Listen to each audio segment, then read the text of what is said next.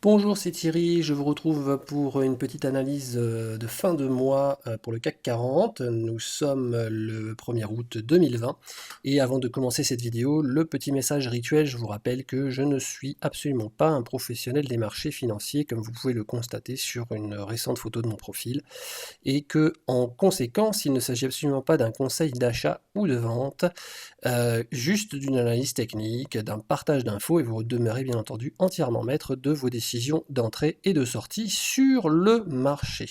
Ceci étant rappelé, nous allons chercher le CAC 40. Donc voilà, le CAC 40, nous sommes en mensuel. Et sur l'écran de gauche, je vous ai remis donc toujours le même cadrage, la figure hypothétique du diamant. Alors vous voyez à quel point le CAC sous-performe les indices US sur lesquels je viens de faire des vidéos également, puisque dans le cadre du S&P 500, nous sommes presque en train d'invalider cette figure de diamant. Dans le cadre du Dow Jones, il y a encore un peu de marge, et au niveau du CAC, vous voyez, on est vraiment au milieu du gué.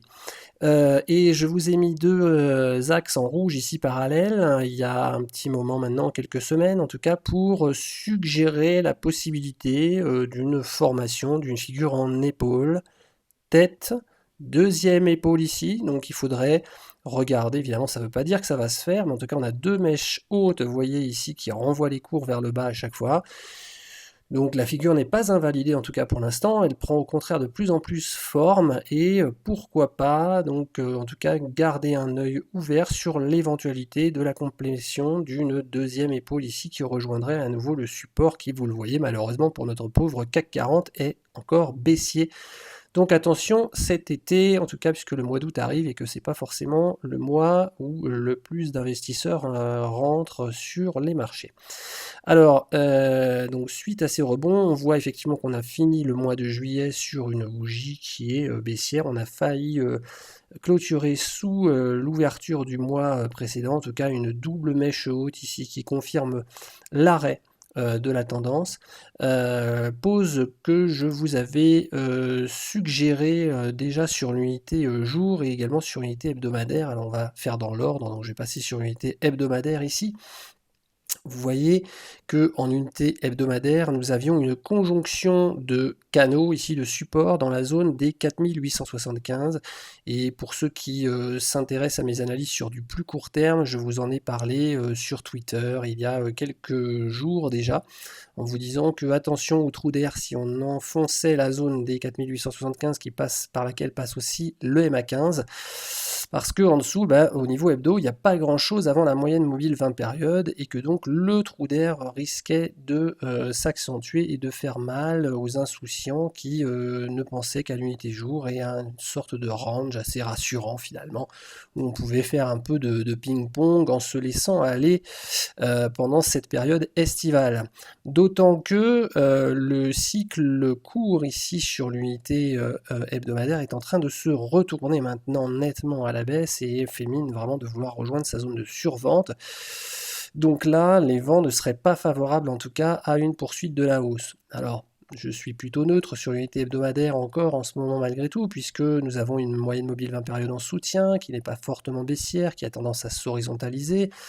Les bandes de Bollinger continuent de converger, mais en tout cas, nous avons un arrêt clair de la tendance haussière depuis la rupture de ces deux canaux. Donc on n'est plus dans une tendance haussière pour moi, on est neutre. Il va falloir surveiller maintenant les différents supports qui se trouvent entre les prix, voilà, et le potentiel baissier actuel. Donc bien surveiller ça de près. En unité jour, enfin, donc ça, voilà, j'avais fait pas mal de posts là-dessus qui jusqu'ici voilà, se sont réalisés. J'avais dit en fait que nous étions au départ dans une velléité haussière sur un canal que vous voyez ici qui est le canal marron. On est allé le chercher là. Malheureusement, cette velléité s'est transformée rapidement en échec puisque nous sommes restés peu de temps, finalement quelques bougies seulement au-dessus. Nous avons réintégré en fait la résistance qui est ici et qui formait donc en fait de plus en plus un biseau ascendant. Un biseau ascendant, la probabilité est essentiellement baissière. Donc On aurait pu se poser des questions ici en se disant bon bah on est encore dans la décision, mais on pourrait faire une tentative de rupture à la hausse. Mais vous voyez que systématiquement, à chaque attaque de cette résistance, chaque fois on a été repoussé vers le bas, et il y en a eu des attaques. Il y a eu toute une semaine ici d'attaques successives. Il y en a encore eu une ici, il y en a encore eu une ici, il y en a encore une ici.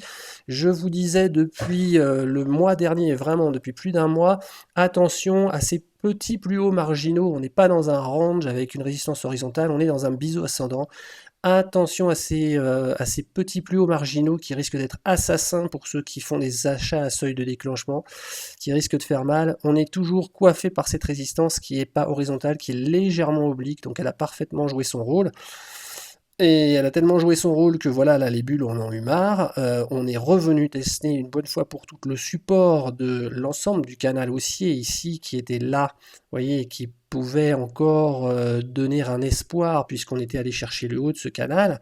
Et eh bien le support a clairement été invalidé il y a quelques jours. Et donc là aussi je disais attention, on va peut-être pas se casser la figure tout de suite. Il faut bien faire attention aux 4875 en unité hebdomadaire, mais les 4875 ici ont bien cassé également.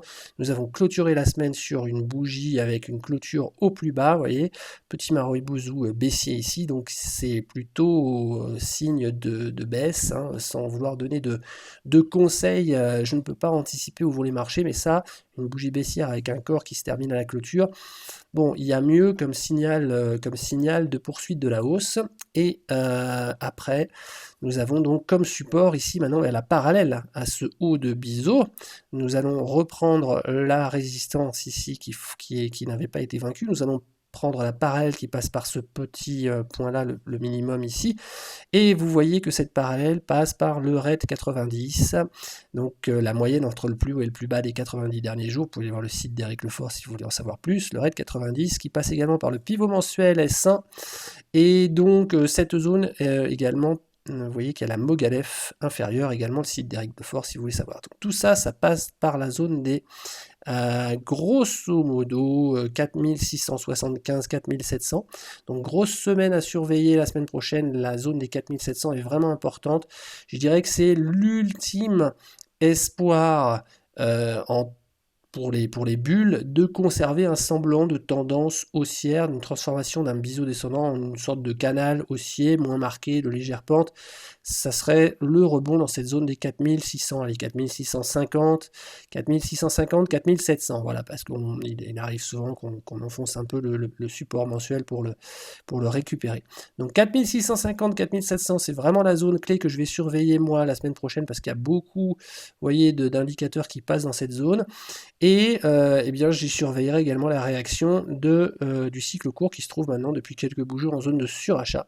Donc ce sera le moment ou jamais pour les prix, si on arrive à cette zone, si on ne rebondit pas avant bien sûr, hein, ce sera l'occasion de nous montrer si les acheteurs sont encore là ou si au contraire il n'y a plus personne et on casse le support et le cycle court reste en zone de survente. Pour cela, il faudra surveiller régulièrement notre indice. Voilà, je vous souhaite un excellent week-end, à bientôt.